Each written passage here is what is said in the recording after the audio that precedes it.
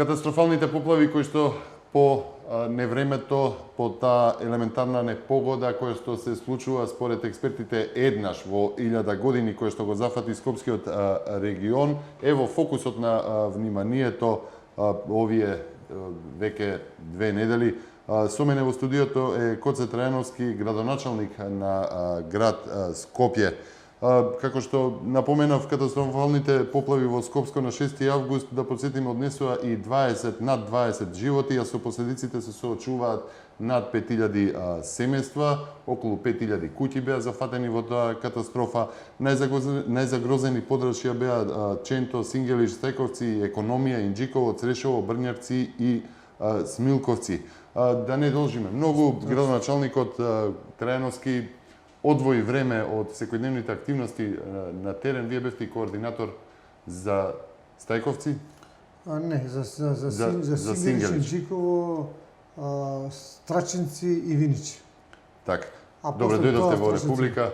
За прв пат тука, овој пат темата е поплавите и катастрофата што се случи во Скопско. Постојано сте на терен во координирање и лично учествувате во расчистувањето. Еве, после 10 дена, веќе 2 недели, каква е состојбата на терен? Видите, состојбата на теренот полека се нормализира. Навистина беше катастрофално.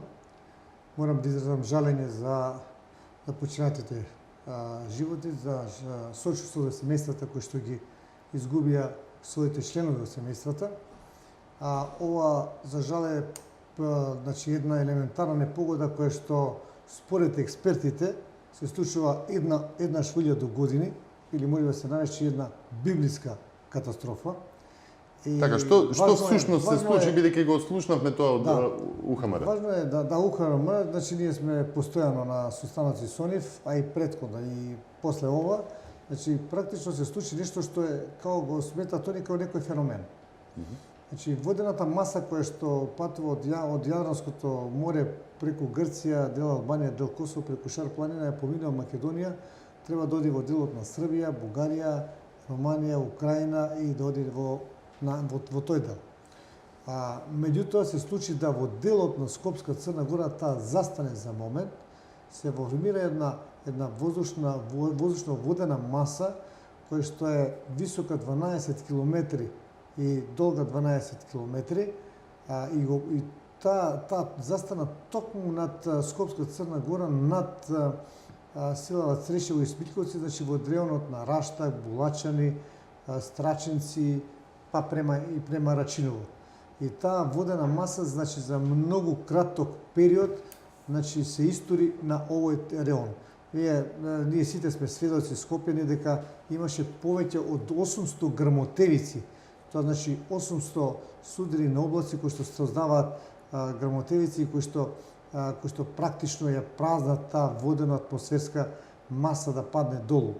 И паѓајќи, практично сакам да потенцирам дека таа паѓа во планинскиот дел, во најголемиот дел во планинскиот дел, кој што е стрмно и е усмерен делот према, значи, планината наклонета е према селото Смилковци, Црешево, Виниче, Страчинци, Брњарци, малку дел и од Булачани, значи фати многу мал дел, и таа огромна водена маса со висина некаде вела дека имало некаде, може по горните делови била и по до метар дел, меѓутоа во долните делови веќе насобрана во Стајковци, во Сингелиш, вела дека на одредени моменти имало водена маса која што била висока и до 2 метри, која што одејќи практично рушила се пред себе.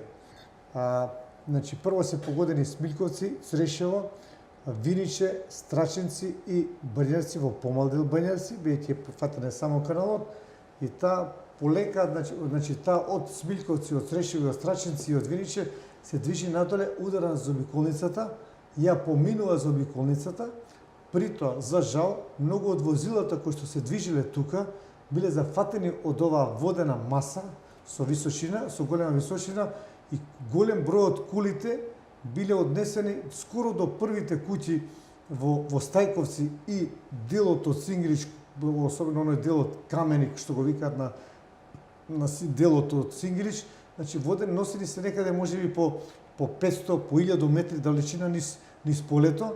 Некој се дури имаме кола која што беше качена на подвозникот на висина од 3 метри и тука висеше заедно со браникот. А при тоа човечки жртви имаше и во делот на возилото кои што беа зафатени, као што имаше некоја жена од Паланка, мислам дека беше, а меѓутоа оштетени огромен број на возила, камиони и слично. Водената маса потоа влегува во Стајковци и во Сингилиш, низ куќите, се пробива во тој дел. Еден дел оди и према Инџиково, значи оди малку десно према Ченто и го зафаќа и Инџиково, меѓутоа таму веќе во Инџиково нема кал и значи каливост со оглед на тоа што тоа е веќе после урбаниот дел. Меѓутоа Стајковци и Сингилич имаат многу кал донесен од нивите кои што доаѓаат од Срешево, од Смилковци, од нивите кои што се на Стајковци и на Сингилич измеѓу заобиколница и селото, и таа водено калдива маса удара и ги значи удара во куќите, во значи по дворовите, по улиците и така прави еден хаос, при што овие одесени се повеќе од 20 животи. Многу стока настрадува тука, мислам на овци, на крави, на кучиња и на свињи исто така има останато. Така да и после тоа почнува да се движи према Илинден, доаѓа во делот на Рачиновски Шамак, хотелот Белви и тука има го прифаќа, се влегува во тој канал, меѓутоа и тој канал не може да ја прими целокупната вода, се прелива и ги поплавува првите куќи од општина Илинден, населеното место Илинден, особено оние кои што се над патот Скопје-Куманово, од левата страна тие што се према Рачиново, така да зафатено едно големо подрачје. Значи огромна водена маса која што за кратко време паѓа и руши се пред себе. Овој одговор исцрпен како се случува отвори уште неколку прашања, но и оние дел од обвинување и шпекулации кои што се појавија, сакам во овој интервју да ги расчистиме сите. Ајде за почеток да расчистиме една работа. Попуштил ли насипот кај Смилковското езеро? Тоа беше една од шпекулациите што кружа. Значи има таму две езера. Има Смилковско езеро и Стајковско езеро. Стајковско езеро не го споменуваат многу, со оглед на тоа што е многу помало и што е надвор од патот, малку подалеку. Значи јас си градоначалникот на општина Газибоа го имаме посетено значи минатата година. Не е попуштен ниту тој насип, иако е помало езеро, ниту пак насипот на Смилковото езеро. Значи не се работи за нешто кое што ние сме можеле да го спречиме, во смисол не сме направиле добар насип на тоа езерото, па дали тоа езерото ги поплавило. И да било тоа езеро нема таква количина на вода која што падна за време на оваа елементарна непогода. Второ, посочуваат имало или нема атмосферска или фекална канализација во тој дел на Газибава. Значи, па ќе потенцирам. Ова елементарна непогода го попогоди руралниот, значи во 90% руралниот дел на општина Газибава. И јас само малку ќе дадам дигресија. Значи не беше само Газибава погодена и делот Бутел во горниот дел. Значи ние бевме посетивме една-две улици. Исто така имаше во општина Шуторизари, во подрумскиот дел, исто така, али тоа од оние врнежи што се несе од планината што се симнува водата, а исто така беа погодени деловите на аеродром покрај Устријанскиот канал, значи почнувајќи од пругата и делот сигурно од кисела вода, значи во кој што водата навлезе по куќите, исто така се оштети во голем дел патот, тоест патот Христота Тарчев кој што од Сопиште се спушта према кисела вода. Исто така имаше во еден дел во општина Карпош, што е во помали размери, а и со оглед на тоа што е урбана средината, значи помали размери, урбана средина и помали беа последиците. Меѓутоа овде се случи во руралниот дел, во селскиот дел, ама пак повторам се случи во планината каде што водата од планинскиот дел со огромна брзина и огромна количина на вода оде и се спушта надолу. Така да не постои атмосферска ниту значи фекална канализација, веќе во вакви непогоди влегува и во фекална, што може да прими волкаво количество на вода. Не постои. Ние знаеме дека има доста вакви елементарни непогоди и во Франција, и во Германија, и во Америка секоја година, дури тие имаат и одредени имиња добиено со оглед на тоа што се повторуваат на неколку години и се најавуваат кога доаѓаат од океаните и пак не може да се справат со толкова водена маса и со такво невреме. Така да направена е фекална канализација, значи во Смилковци, во Трешево исто така, бидејќи се тие две вака малку поголеми во подолниот дел села практично на Скопска Црна Гора, направена е фекалната канализација главните колектори, Стајковци е целото покриено со фекална канализација и селото Сигнич е покриено со фекална канализација. Добро, помага ли тоа во вакви ситуации? Тоа сакам да го потенцирам. Овие фекални канализации многу помогна во намалувањето на штетите и побрзо истекувањето на водата. Значи првиот бран и после него одреден период не можеше никаква канализација, ниту каналската мрежа. После ќе збориме најверојатно и за каналската мрежа. Да ја прими таа цела вода и да ја нема последици никакви. Меѓутоа, каналската мрежа, фекалните и атмосферските канализации се потребни за кој ќе се намалат водите за што побрзо време да може да бидат истекувани. Значи имаше една фамилија која што го кажа на една од телевизиите, јас бев присутен, вели, јас воопшто не употребив пумпи, бидејќи сум на приземје, имав поплава скоро од 1 метар, меѓутоа го отворив сифонот во купатилото, преку фекалната канализација истече водата за неколку сати, да речем 2, 3, 4 сати, не знам колку истече водата. Така да многу помогна оваа канализација која што беше ставена. Имаше проблем со оглед на тоа што водата која надоаѓа во првиот, значи ја преподнува таа фекална канализација и почнува да истекува.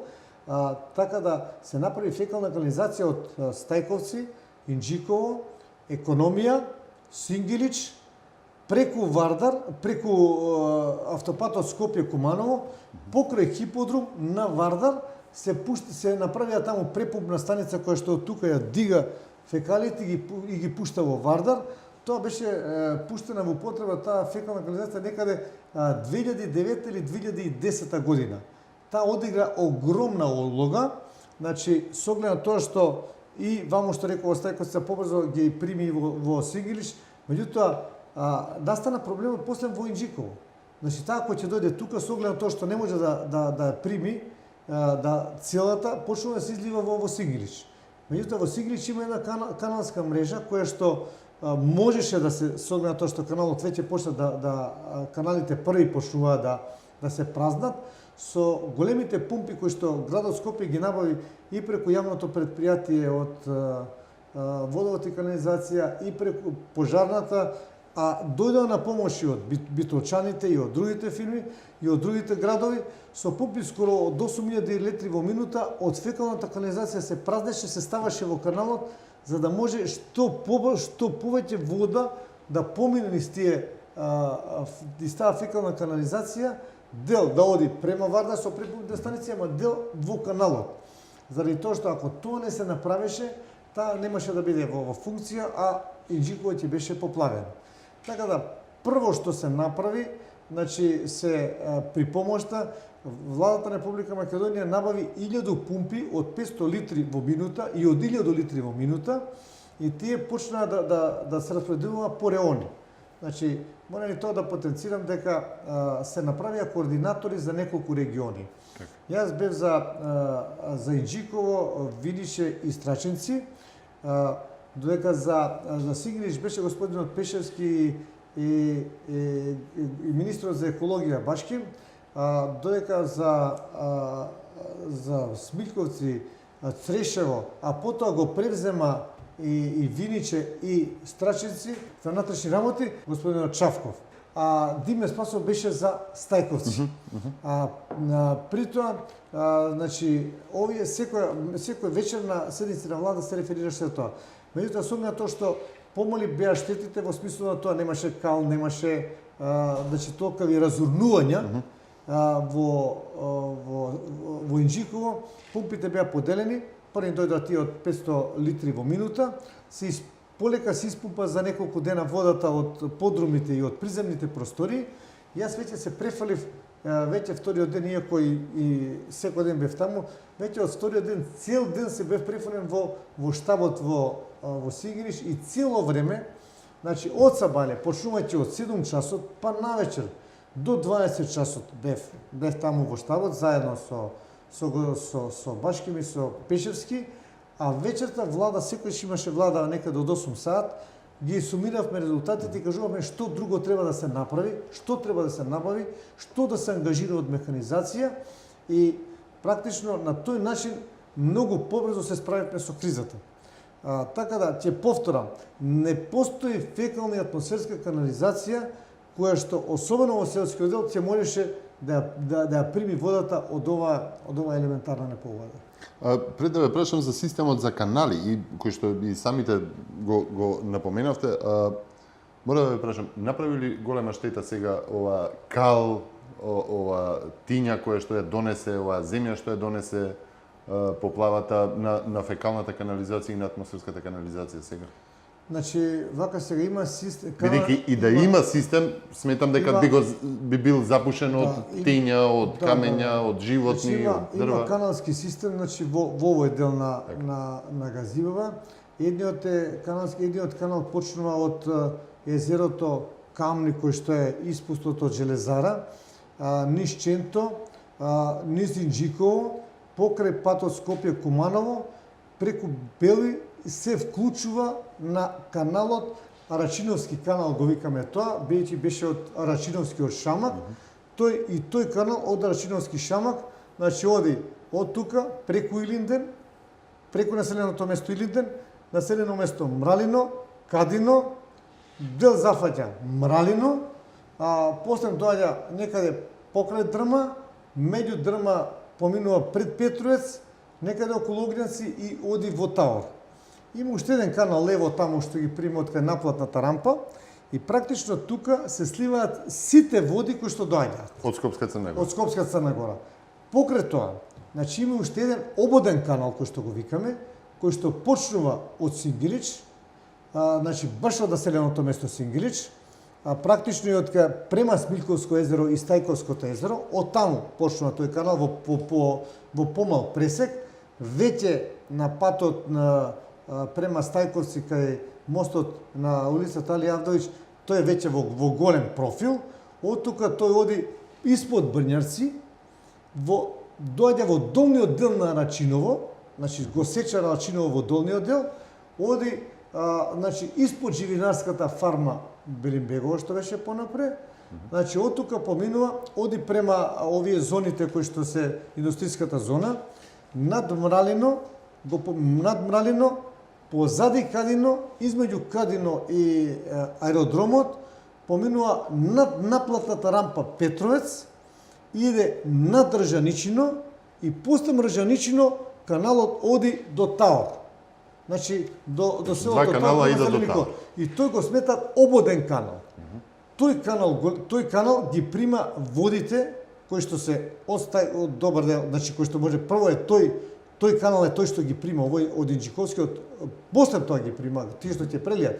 Тој практично треба да ги прими водите кои што доаѓаат од Стајковци, кои што доаѓаат од Страчици, од Смилковци и слично, па и од Брњаци, од Рачиново и да ги однесе значи позадин преку Петровец да ги однесе до Таор. Општина Газивава со оглед на тоа што е во селскиот дел, градот Скопје има надлежност на каналите кои што се во урбаниот дел, значи на Инџиковскиот канал во урбаниот дел, и ние тој како град Скопје го одржуваме во делот кај што е паркот Борис Трајковски, пред да бидам јас градоначалник, тој беше покриен, беше откриен, па после пред да бидам јас градоначалник го покрија со цевка и дозгора го покрија. Со оглед тоа што имаше поплава на улица Финска и тој канал при поплавите, тогаш бев градоначалник, беше некаде 2006 или 2007, на влезот во тој канал во цевките, значи има нанос од мебел, од врати, од прозори, од дрвја и слично, и веќе се запушува, значи се затнува тука и водата не иде во каналот, туку оди по споредните улици, по куќите и така да тој дел од Ченто беше целокупно поплавен. Не дека немаше да биде поплавен, меѓутоа ако беше каналот, ќе беше последицата многу помала. Така да кога станав градоначелник на град Скопје, со оглед на тоа што е под град Скопје, значи ги извадивме сите цевки и го отворивме каналот. За да може каналот е отворен, заради тоа што тој ќе ги прима водите и од странично кои што доаѓаат во него да се сливаат, а и пресекот му е поголем. Значи тој вака непокриен има пресек на трапез. А додека кој е покриен, се покрива со некоја цевка во висина на трапезот колку што е. И таа е најмалку половина од капацитетот кој што може да протече. Плюс значи, од каде и ќе помал влегува, капацитет, а и не може од странично да се полни, туку ќе мора да се полни само на влезовите. А вода имаме ние не од кај што почнува со цевковниот дел на каналот, туку и страничниот дел. Исто така и потенцирал дека овој значи другите канали општина Газиево има склучено договор со водостопанство кои што редовно се одржуваат тие канали. Ние бевме и на каналот во Сингриш кај мостот кај Али Авдович, можеше да се види, беа многу телевизии дека беше комплетно среден, исчистен од вегетација, од доле од мујта што било слично, за да може да го прими сето тоа. И сакам да потенцирам дека кога бев градоначелник на општина Газиево, населението во Сингрич многу упорно инсистира и бара да биде покриен каналот. Претходниот градоначелник на град Скопје дури во еден дел го има и покриено. Тоа се значи огромни средства, а воедно и недоволен капацитет, се смалува капацитетот на прием на водата во тој канал. Велам, зошто сакате да го покриете? Па вика има фекалии и смрди. Ние нема да ги криеме фекалиите, вика.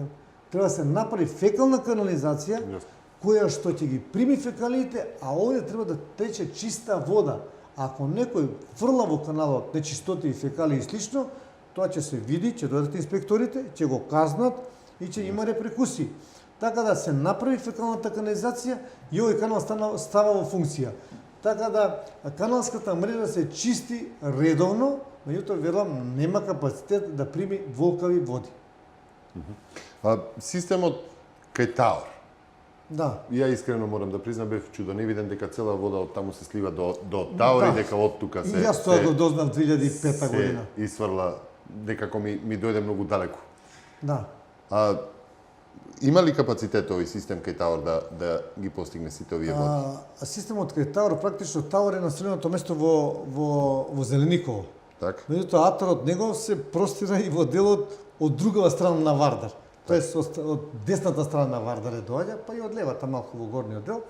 Значи сите води што доаѓаат таму. И земјиштето е пониско неголи што е висината на Вардарот. И затоа уште во 1920 и некоја година направена е пумпна станица, има и машини кои што уште работат 1935 година, кои што уште работат и имаат капацитет од 60.000 литри во минута. Кои што ја истрпуваат водата горе и ја ставаат во Вардар. Сега тие се зголемија со многу други пумпи кои што ги донесоме за да бидат во функција, за да биде полесно и побрзо истекувањето. Значи во нормални услови, не нормални, туку да речем во едни врнежи кои што се да речем до 30 до 50 во поголем временски период, тие вршат функцијата. Меѓутоа при вакви огромни поплави многу тешко, значи нема пумпи кои што можат тоа да го урадат, меѓутоа се размислува и во владата и во слично да се зголеми тој, да се дуплира тој капацитет. Водата потешко оди со оглед тоа што од Стајковци, од Сингрич, од Илинден, таа не иде директно во каналот, се разлива, па после се враќа во каналот, така да после ден-два дури доаѓа таму долу и веќе тоа доаѓа како редуцирана вода и вода која што не доаѓа со таков налет како што е во првиот дел горе. Во почетокот Скопска Црна Гора, овие што се села во планинскиот дел. Да се навратиме сега на состојбата во поплавениот регион. учествува во расчистувањето и се уште учествуваат волонтери, полицијата, армијата, пристига помош од секаде и од Македонија, и од регионот, и од Европската унија, активирана е таа мерка за помош. Имаше ли доволно брза реакција од сите страни? Па видите, значи реакцијата се беше многу брза. И војската, да не речам, за неполни пола сат, некаде 20 до 30 минути беше на терен. И првото што се правеше да се спасат човечки животи. Ја ноќта веќе бев веднаш таму на терен, некаде околу 9 сат, 10 часот, ме видовте и на телевизија, имаше многу револтирани граѓани. Јас не им замерувам на луѓето, бидејќи секој има некоја несреќа, проблем, дали можеби и загина човек од семејството, уништено во семејството и така да имаат право да се револтирани. Наше е да тој револт не ни ја зема енергијата, туку напротив треба да им даде уште поголема енергија да се ангажираме и што повеќе да ангажираме механизација, луѓе и слично кои што ќе може да помагаат. Значи во првиот период беше спасувањето на луѓето. Бевме заедно, се сеќам, со министерот за економија господинот Кучи, каде што доаѓаат граѓаните во делот, значи некаде околу 25 мај, после значи 35-ка, и бараа начини како да ги излечат луѓето. Се сеќам, им праќаме од специјалните полициски сили, па вели не може никој да отиде освен Кермелин.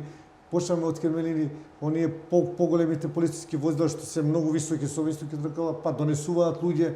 Така да се спасија повеќе од 1000 луѓе беа спасени да не настрадаат во оваа поплава. Значи тоа е првото што може да се направи. Кога иде огромна водена маса, прво што спасуваш луѓе. Значи има луѓе по кровови, има луѓе во куќи до половина, има некаде кои што се затворени врати и прозори, сето тоа треба да се пробие, да се влезе внатре, да се изведат луѓето, се однесат на суво и слично. После кој ќе биде за завршена евакуацијата на луѓето, почнува потрага по оние кои што се починатите и почнува исто така усмерување на водата, вадењето во каналите, во канализациите и испумпавањето од дворовите и чистењето на улиците. Така. Постоеше и опасност после сите вакви непогоди од појава на болести, појава на епидемии, појава на разни други пропратни опасности. До тоа не се случи. Многу се плашевме, значи тоа беше една од најголемите опасности после првиот бран, да речам, после изгубените животи и многу оштетени објекти и куќи. Значи кога веќе почнаме со расчистувањето и со справувањето со последиците од ова невреме, многу ни беше страф, значи на целото координативно тело и на владата да тоа не се случи, и затоа се направија низа од мерки кои што требаше да го спречат и го спречија тоа. Градот Скопје направи авионско прскање против комарци, Министерството за здравство со прскање, терастичко прскање, значи прскање по земја со специјални пумпи, и за среќа мислам дека на минимум беа сведени, скоро и да немаше заразни болести кои што се појавија таму. Меѓутоа, тоа е се благодарение на добро испланираната акција, добро координираната акција, значи и на координативните тела кои што беа задолжени координаторите за овие региони и на седниците на владата кај што се дискутираше за секој проблем поделно. Така да, јас можам да кажам дека во населеното место Сингелич, кај што го поминав најголемиот дел од времето, веќе таму бев заангажиран, го поделивме на 17 региони. Во секој од тие 17 региони, значи имаше по 20 војници, 20 од локалното население кои што се нафатија и кои што има доволно сила, енергија и за да комуницираат со населението. Комуникацијата одеше во тој смисол што тие доаѓаа нонстопно во штабот секој ден.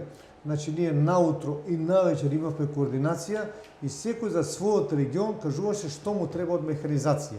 Беше ангажирана огромна механизација во скипови, во багери, во утоварувачи, во камиони, во бобкети, они се као мали утоварачиња. Во последно време се донесоа и грајфери, оние што се по отпадите, камиони кои што имаат фаќаш кои што самиот се полни, да речем, не му треба скип или багер да го наполни, самиот се полни и се празни. Така да имаше само во Сигиниш имаше механизација повеќе од 100 видови на возила ангажирани во секој ден.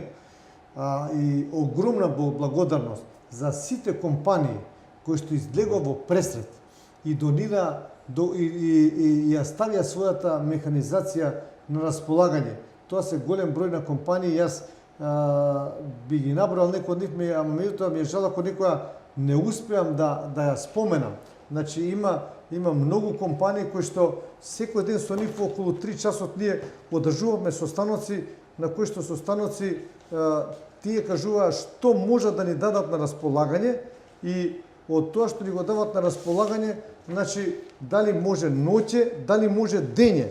Значи почувајќи од Бауер, од Аполо, од Жикол, од Фати Транс, од Вардар Градба, Зегин исто се случи, Бетон, Джови Компани, Македонија Пат, Јубај, исто така голема беше помошта и од механизацијата која што ја одадеше дирекцијата за заштита и спасување кој што има договор со компаниите во ваквите услови да бидат ангажирани. Тие, значи, преку нив беа Голец, Евроинвест, Борост, Ив Компани, Магнум, Бибај, Аква Инженеринг, Планум и останати други, ќе ми извинат компаниите кои што не сум ги споменал. Со нив секој ден исто така во 15 часот одржуваме состанок за да видиме што можат во вечерните часови, што во утринските часови да дадат на располагање на овие 14 региони на кои што е поделено населеново место. За жал, многу од механизацијата се расипуваше, со оглед тоа што работеа 24 часа. Ние воведовме ноќна смена од работењето, бидејќи навечер кој ќе се собереме со координаторите велат во мојот регион ноќеска може да се работи со еден скип, со еден камион, со два скипа, два камиона, утоваривач или слично и тие со нив ги координира на терен во секоја улица кај да придат. Системот на работа беше следен. После значи евакуацијата на луѓето и повлекувањето на водата се подне во повлекување на излекувањето на водата од домовите и слично, и тоа кога заврши се почна со изнесувањето на покутнината, многу мебел, значи троседи, фотели, многу шифонери, регали и слично, електрични апарати беа уништени. Значи со тоа што вода некаде 30, негде 50, негде метро, негде 2 метра и тоа се изнесуваше на улиците. Важно беше пред да ги направиме породни улиците. Тоа беше главната функција. Поделувајќи го на 14 региони, гледавме да никој регион не биде запоставен. Откако се изнесува на улиците, тие со различни машини се товареа. Значи, дали се со скип, дали со багер, дали со утоварувач, дали со грајферите, што последно што беа. Каде имало место, бидејќи тоа е проблем некогаш така, на една депонија која што е пред старото школо во Сингриш, веднаш до патот, карши црквата, за да побинат помал пат, за побрзо да се правда, да се вратат на местото, поново се наполнат, а од тука со многу поголеми камиони се носеа на Дрисла и на другите депонии. Така да тука се направи една огромна депонија која што полека почнавме ноќе со засилена механизација, со многу камиони, многу багери утоваривачи, не би можели стручно да ги наречам како се викаат, да таа се празни, за да може утре дента или ноќното поново да се полни. Така да, еднаш веќе изнесените ствари денеска, утре дента, ноќта поново изнесуваат луѓето, зашто немаат каде, изнесува на улица и знаат дека ако си се на улица нејавна површина, во тој случај ќе се собере. Учествува компаниите, ново тоа, учествува и неколку пати се правеше, така да очекуваме дека до петок сметам дека ќе биде повеќе од 90 и нешто посто, сето тоа изнесено и улиците ќе бидат расчистени, ќе има уште многу малку кое што ќе се изнесува и ќе се расчистува од домовите. Зборам за овој, ајде да го наречам кабаст отпад и делимично кал, кај што би било. Сета таа акција поттикне голем број граѓани да се пријавуваат и волонтерски и самоиницијативно и организирано да пристигнуваат не само да донираат, туку и да учествуваат со работна сила во расчистувањето. Да. Зборам за волонтерите кои што се мислам дека извршија многу голема задача, многу голема хуманост, многу голема акција во Јас ова го зборувам за Сингриш, меѓутоа истата работа и кај господин Диве Спасов, кој што е координатор во Стајковци, истото е кај што е господин Очавко од Министерството за внатрешни работи во другите делови, со оглед тоа што имаше помалку и добро организирано, се заврши побрзо во Смилковци, во Трешево и во Виниче, во Страшници уште се работи со оглед тоа што патот во Страшници беше однесен 2 метри испод нивото кој што го имал пред да настанат поплавите. Значи, бевме на лице место, беа и телевизиите, видоа дека покрај џамијата и покрај старото училиште, биче се во горниот дел, значи, скоро 2 метри се направи засек, значи, како водата која што течела од првобитната кота, да речем, на патот. Исто така се помага и во делот на Арачиново. Така да акцијата беше наистина сеопатна. Работевме и дење и ноќе, практично 24 часа. Јас сакам да се заблагодарам на сите овие координатори од местното население кои што навистина дадоа голем допринос. Голема благодарност до војската на Република Доарамо, на Република Македонија, кои што во овој дел, значи во Сингрич има најмалку по 300 војници секој ден и по овие 14 региони по 20 војници секој ден им беа дадени на располагање. Исто така во Стајковци имаше штаб на армијата на Република Македонија, која што го превзеде дури координирањето со механизацијата. Покрај тоа, од механизацијата не спомнам дека имаше многу пумпи за истрепување на фекални канализации и пумпи за пробивање на фекални канализации, за истрепувањето од јавните предпријатија, за пробивање исто така од јавните предпријатија. И тука беа и во Стајковци, и во Смилковци, и во Инџиково, кои што работеа на тоа.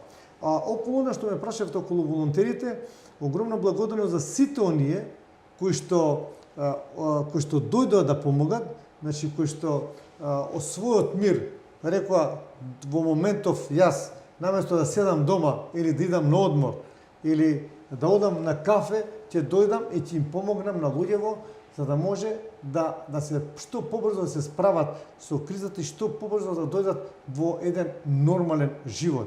Значи, доаѓа доброволци од сите делови на Република Македонија. Од некаде повеќе, од некаде помалку, меѓутоа доаѓа скоро од сите делови. Градот Скопје и со својата администрација, со администрацијата на јавните предпријатија, беше исто така дел од тие волонтери. Доаѓа акцијаши и од Србија, и од Босна и Херцеговина, доаѓа и од други делови, противпожарни единици исто така. Сега што ни останува следното после расчистувањето на патиштата е миењето на улиците. Ние веќе од пред 2 дена почнавме да миеме и тоа го практикуваме ноќе. Ноќеска беше малку поинтензивно. Имаме околу 8 до 9 пожарникарски возила кои што мијат. Мијето не оди машински, да речам, со млазевите вода што идат пред возилата, туку со црево позади возилото и со човек кој што мора да мие со силен млаз, со оглед на тоа што има на патот, ги миеме улиците кои што се асфалтирани, што на патот има кал кој што е запечен за асфалтот и мора со голем млаз тој да биде исчистен. Благодарност исто така до општините во Република Македонија кои што донираа возила, некој за исцрпување на фекали, некој со цистерни кои што сега почнуваат да ги мијат и уште еден апел до нив, значи во овие денови кои што ни следуваат, доколку имаат возила кои што може да ни бидат дојдени на располагање, дали се противпожарни или пак од јавните предпријатија да дојдат да ни помогнат за да ги измиеме улиците и да ги вратиме во првобитната положба, зашто на улиците има кал, не е многу, можеби некаде по сантиметр, некаде е повеќе, кај што е повеќе со стругање ќе го средиме, бидејќи полека се нормализира состојбата, се помалку ќе има возила, од петок натаму верувам дека ќе биде намалено на минимум тоа и со тоа ќе ни помогнат многу за да може да бидат расчистени улиците, а тоа исто така ќе допринесе и да понатаму да не биде извор на зарази, на болести и на слично. Мора да ве прашам, вие по сето оваа работа се гледа колку сте по пожарот на раскажување се гледа колку сте целиот внесен во расчистување, во помагање на целата ситуација. Станавте дел или главна тема на дневно политичките префрлања, додека опозицијата бара морална одговорност и оставка од вас.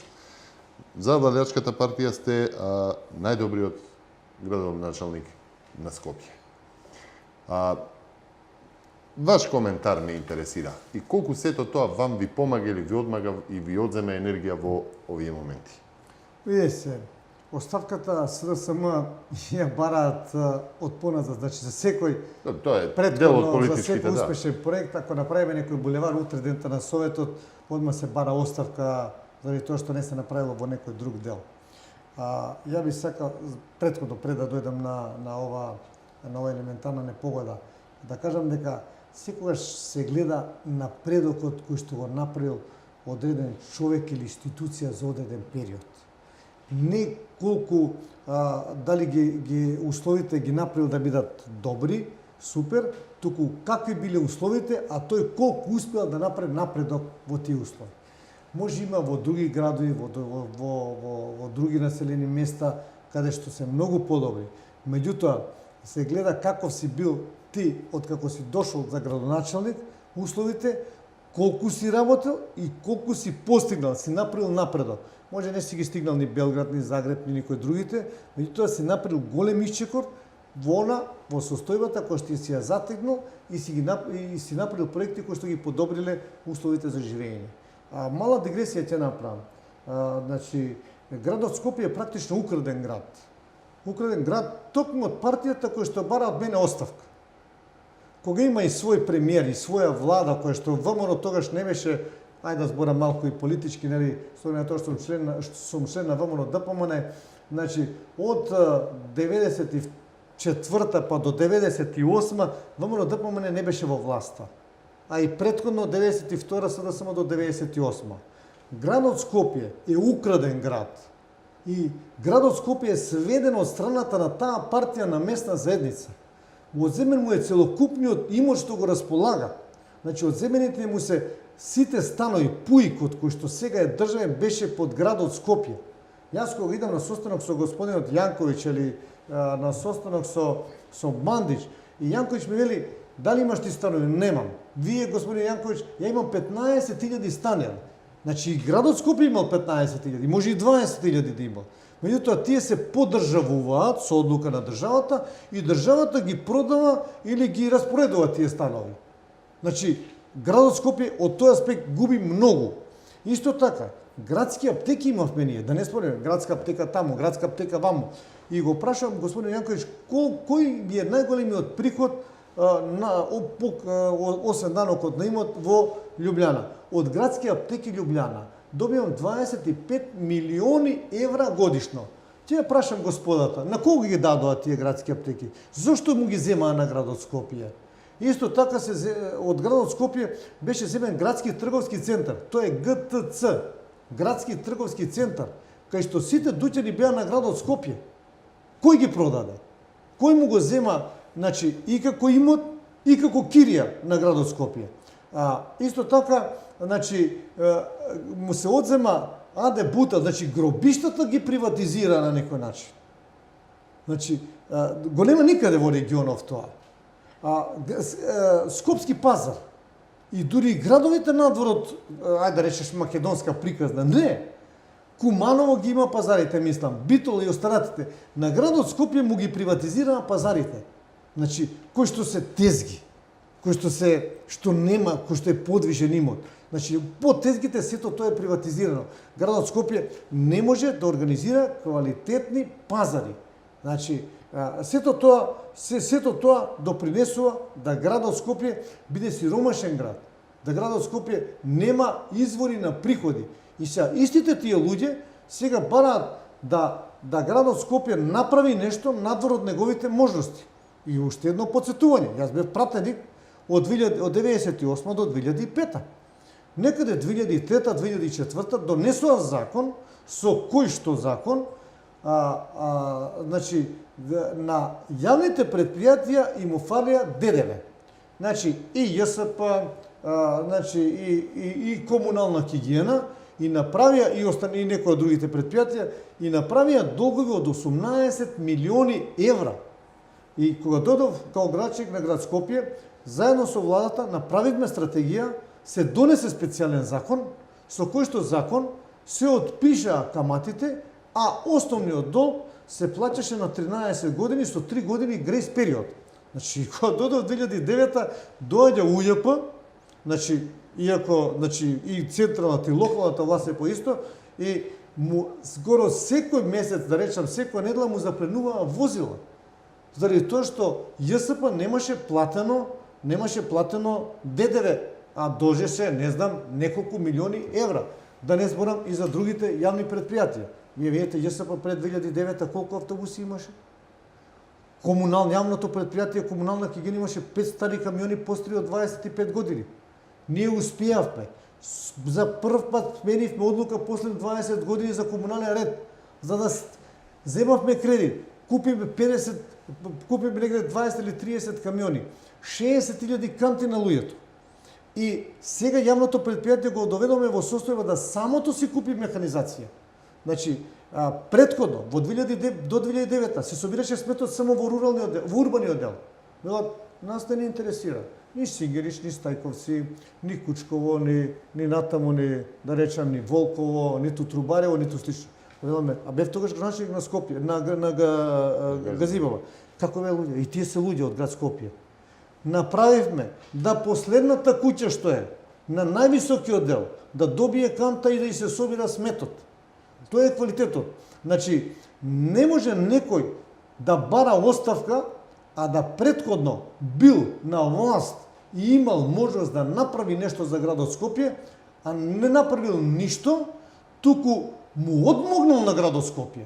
Значи, го украл градот Скопје, не рекам кој ќе речам го украл, се извинувам јас на мојата вулгарност, го украл не за во джебот, туку институциите ги поддржавува и како држава ги распределуваат со различни закони, сомнителни, несомнителни. Топлификација беше под градот Скопје. За набавката на топлинската енергија беше под градот Скопје. И тоа се тие моќни гради. Јас сум хендикепиран не како човек, туку како градоначалник на град Скопје, кој идам на разговор со градоначалниците на поранешните, на главните градови од поранешните републики.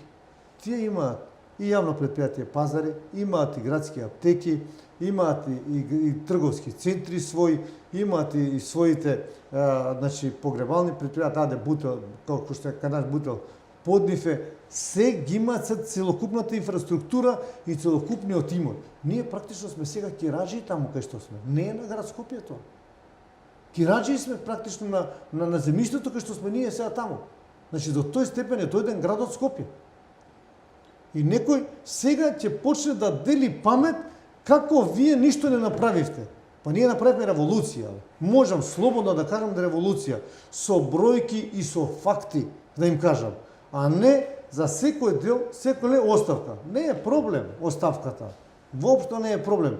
Туку луѓето гледаат, ако доаѓа некој, така што треба да дојде, секој се гледа што си направил во претходното ти.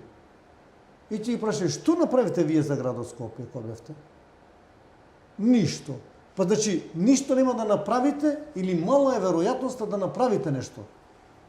Така да, ова оставка, ја сметам дека се сакат некои политички поени, имаат некои своји, како да ги кажам, некој пиар свој, да бираат еден збор оставка и нон-стоп тоа го клукаат со народот, па дали тоа било за паднато дрво, дали тоа било за пуштена канализација, дали за некој автобус што е расипан, дали некаде не се собрало смет, и тоа го клукаат. Меѓутоа, во моментот ги замолувам, значи да се сконцентрираме на решавање и на санирањето на последиците од поплавите. Значи, тие оставката ја барат во моментите кога јас доаѓам дома секое утро у 2, у 3 саат после полноќ, станувам во 6 или во 7, кога и веќе во 7 или 8 су веќе на терен. Јас не ги читам ни порталите, ја не знам дека бараат оставка, ми кажуваат луѓето што се покрај мене. Ја им велам, кажете им, нека заврши ова. Не, први нека дојдат. Нека дојдат, нека се пријават во штабот. И не мора да се пријават, нека идат директно кај луѓето. Да не испаѓа ако се пријават дека практично биле под градоначалникот, па тој управо со нив. Директно нека одидат на терен кај овие координаторите кај семејствата, нека им помогнат. Ама не да отидат еден ден, не да отидат, како да речам, повремено, значи неорганизирано. И да знаеме, да, во рете тој дел има луѓе кои што од позицијата бараат оставка од градоначалникот, тие работат на терен. И таа улица, таа куќа, толку куќи, секој ден некој надо. И некој го објавуваат тоа. Ама не да бидат објавување, поминале некоја куќа, влезеле некоја куќа и толку било тоа. Така да, имаме време, нека заврши ова, значи, нека даде Господ, значи, да сето ова помине со што помалку последици, што побрзо да заврши, а после тоа Советот на градот Скопје, сега имаат наследниот совет и точка за сигурно оставката моја ќе бараат и ќе бараат информација. Има многу да се зборува за таа информација, значи има многу да се зборува за ова. Јас баш би сакал да се одржи, ќе одржиме таа точка и ќе објасниме што сме работеле, па да видиме на крај како ќе испаде работа. Меѓутоа, нека заврши ова и ќе заврши. Сединството е на 24 до 24 ќе се среди работата, барем во оној глобалниот дел што збориме инфраструктурен проблем. Значи, покрај одлуката на владата за оштетување на 100% од домовите, возилата и земјоделието, мислам дека беше, особено за домовите, значи, после тоа, исто така се формира една комисија преку министрот Владо Миселовски, кој што исто така треба заедно со општините да направиме проценка на оштетените патишта, кои што треба да се санираат, водоводи, канализација и слично. Нашата обрска, значи сега подхитно, бидејќи кој ќе се расчисти, ќе се извади отпадот, на се што требало да се фрли од домаќинствата да се изнесе, кои што не употребили зафатено од поплавите, да ги доведеме улиците најмалку во иста состојба во која што биле. Оние што биле асфалтирани, погодени биле од водената стихија, делови од тие се однесени, а делови се оштетени од движењето на тешката механизација или камиони од 20 метри кубни кои што носат по 30 тона, или пак од гусеничари, тие да бидат закрпени, значи асфалтирани во оштетените делови, а оние делови кои што не беа асфалтирани, веќе имаме рурален дел кој што има и неасфалтирани патишта, кои што или пак ќе кажам однесени еден дел од водата, санирано е тоа, ама не е како што треба, бидејќи е на брзина тоа правено, целта е да се спасат животите, да се изнесат стварите. Значи, во тие делови исто така да се тампонира и да се доведе во првобитна или подобра состојба од првобитната во смисол на тампонирање. А конечното асфалтирање ќе биде после оваа анализа откако ќе направи ова тело во кој што учествуваат градот, општините и Министерството за транспорт и врски. Последно прашање пред да ве ослободам од студиото на Република, ве задржавме малку повеќе од планираното. Како градоначалник сте и комендант на градскиот штаб за заштита и спасување, може би не во моментов, бидејќи работата е можне поголема од она што може да го направи само градот. Спроведувате и специализирани тактичко показни вежби за организирано и планско постапување во случај на кризни случаи, состојби како земјотрес, пожари, поплави. Колку се тие, би рекол, од помош во вакви ситуации?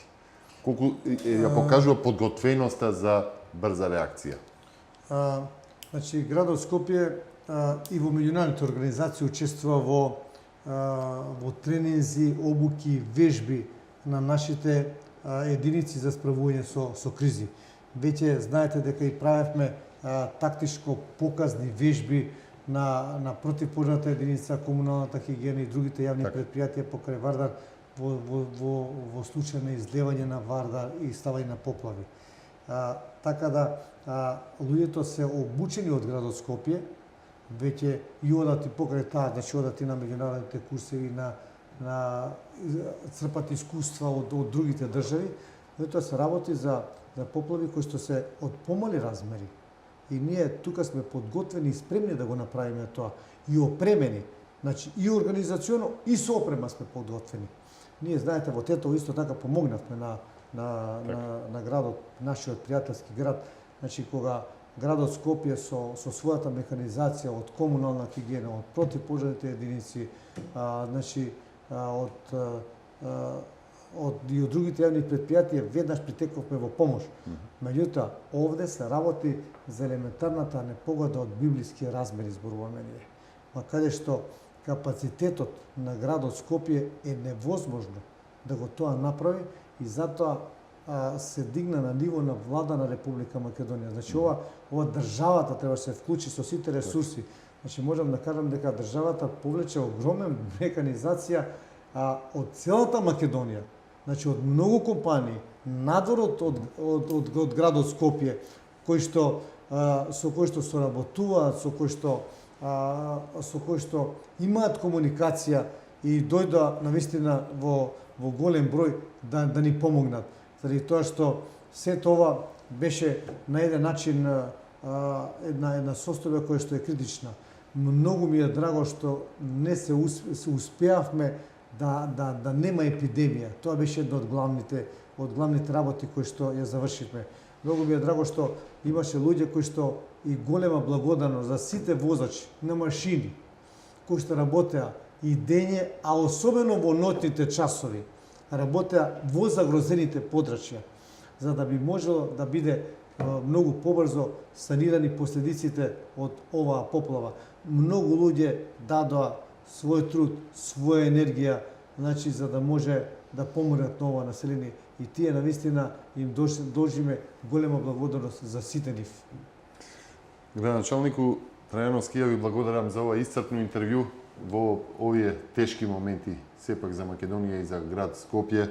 Да се надеваме дека во следните 1000 години јаве повторно нема да не погоди едно вакво невреме од библиски размери, како што го оценувате. Јас исто така би сакал да им се извинам на сите оние семејства и луѓе кои што не се успеа, значи, исто да се дојде во првиот момент или во веднаш после првиот момент, заради тоа што огромна беше територијата која што беше покриена и голем број на семејства беа зафатени. Според грубите проценки, значи некаде повеќе од 5000 објекти и куќи беа зафатени, 5000 семејства. Тоа е голема територија и огромна бројка на луѓе. Значи би сакал да им се извинам на нив заради тоа што моравме да работиме први на главните улици, па потоа на споредните улици. И ако има 5 споредни улици, тоа дека дојдеме до петата, можеби причекале ден, 2 или 3, меѓутоа се гледа дека се движи натаму. И ако било поакутно, значи тука се оние од локалното население на кои што координаторите на кои што можело да им се каже и да се прелипаат 2-3 улици, заради тоа што сме имале некаде луѓе кои што има некоја стара женичка која што е само оставена на незината фамилија или е преселена на друго место, или воопшто нема за жал, за да може да тоа биде евакуирана. Така да сигурно дека ќе има и замерки во сето оваа работа, меѓутоа мене ми е чиста душата и совеста, бидејќи од 24 часа јас практично некаде 18 часа или 16 до 18 часа јас сум бил на терен и тоа токму во загрозеното подрашје во координирање. Многу е важно да се скоординираат компаниите, да се донесе механизација. Многу е важно таа механизација да се распредели и многу е важно да се види дали точно стигнало на време таму и дали работи. И заради тоа што има случаи каде што ќе почне да работи или ќе се расипе, па треба да се најде замена, или пак ќе отиде некој што е заморени возачи или од различни причини треба да заминуваат. Значи, многу контроли, многу организација, многу тензија, заради тоа што се кој ќе дојдат од 14 региони пута 2, тоа се по 2, тоа се 28 луѓе кои што бараат помош за својот регион, а сите тие имаат по 10, 20 или 5, 10 или 20 улици и сакаат да им помогнат на нив.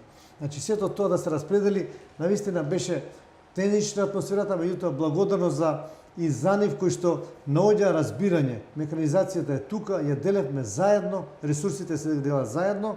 Исто така благодарност и до Министерството за земјоделие, ќе го заборавив, кој што ги мобилизираше сите земјоделци кои што имаат трактори да додат и да помогат. И веќе во моментов има некаде околу 15 до 20 трактори во Сингрич и околу 20 на трактори во Стајковци, кои што се дојдени од територијата надвор од Скопје. Значи од други градови има.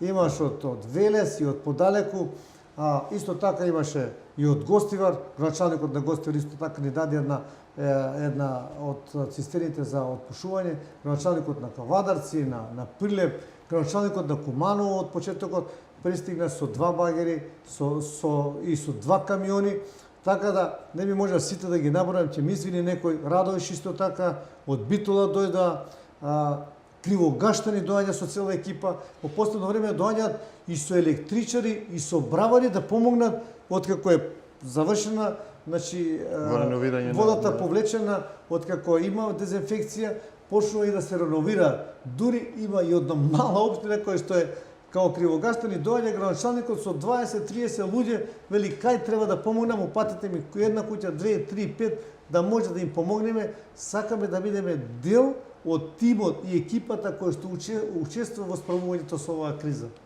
Господин Треновски, ја ви благодарам. Не би ве задржувал повеќе. Овие вакви случувања, вакви катастрофи носат милион и неброени приказни и успешни и тажни. Да. Ќе се видиме повторно до крајот на годината, нека помине овој период сега со расчистувањето и оние седмици што ќе следат и овие сите припирки со опозицијата кои што ви следуваат и се во текот. Би сакал уште сега да најавам едно интервју околу пред новогодишните празнувања за да направиме еден носат за тоа што се е постигнато. Само да ви кажам околу статката, значи ги повикам и советниците на градот Скопје да дојдат да помогнат. Одма утрето, кога можат.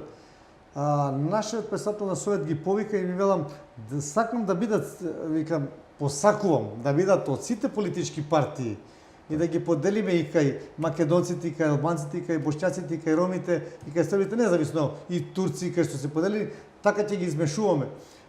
И ми вели, СДСМ нема да дојде. Зашто? Заради тоа што вчера вика на парламент не се усвои ни бил заклучен.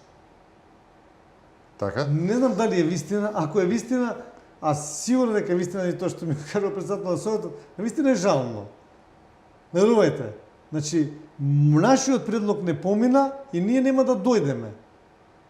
Значи, не дека ќе, бидејќи се малку, нели, не дека ќе помогнат многу, меѓутоа ќе дадат голема порака дека јас сум бил, чим сум бил јас како советник истакнат од одредена политичка партија, позади мене ќе дојдат може и после тоа уште 100 луѓе, заради тоа што јас сум отишол и се ја покрил дека политички дека треба да помагаме на тие луѓе, а не да се држиме на страна, да седиме на компјутери, да почнеме да по фејсбуци, по останатите социјални мрежи да лајкуваме, да критикуваме, да слично, а немаат појма што се случува на терен. Тотално немаат појма. Дури и ние некоја што сме во штабот ни даваат информација дека таму таква и таква е состојба, ќе пуштиме човек вели не е така. Или ќе решат да, така е. Многу информации, дезинформации, шпекулации се расширија во овој период и јас се надевам дека одговоривме на дел од нив, јас затоа и ви ги поставив прашањата околу браната на Смилковското езеро, дали има или нема атмосферска канализација, фекална канализација, каналскиот систем, испустот кај Вардар. Ова се само дел од оние сите теории кои што се вртеа низ медиумите, кои што беа поставувани дел како информации, дел како шпекулации. За крај само да ве прашам, дали накратко, дали до почеток на училишно студентската година ќе се среди за работата за луѓето кои што се сега во тие домови ќе се вратат назад во местата каде што нели беа погодени од поплавите, па има семејства кои што се сместени во тие домови? Да, има семејства кои што се сместени и во домов Сенич, и во студентскиот дом Стив Наумов. Ние се надеваме дека тие ќе бидат вратени, особено ќе мора да бидат ослободени оние кои што има студенти и ученици, ќе останат оние домови кај што нема да зависи 1 септември школска година или после одморот работниот месец, меѓутоа мислам дека ја немам точната бројка, дека нема многу во однос на бројката која што е на погодените кои што се раселени. Најголем дел од населението оди по роднини и пријатели, кои што се средувани. Многу е помал бројот кој што го одбира моделот да биде некој во некој од овие прифатни центри. А што се однесува до училиштата на 1 септември ќе бидат подготвени да ги пречекат учениците.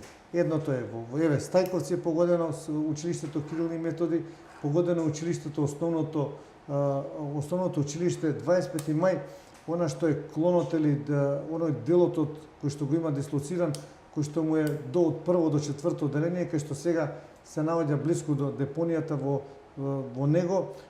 неговиот двор малку подалеку. Таа се надеваме дека до петок, да видиме до сабота, таа ќе биде расчистена. Всушност до почетокот на училишната година дека ќе се расчистат. Ќе биде санирана, затоа се задолжени министрот за образование и заменик министрот за образование, заедно со директорите, со градоначалниците, веќе тие се основни училишта на општините, тука колку може ќе помогне и градот Скопје, така да 1 септември мислам дека или сигурен сум дека ќе бидат подготвени да ги примат учениците. Јас ви благодарам уште еднаш за учеството во ова интервју. Го следевте интервјуто со градоначалникот на Скопје Гоце Трајановски, посветено на катастрофалните поплави кои што ги зафатија Скопскиот регион. Останете со другите содржини на телевизија Република.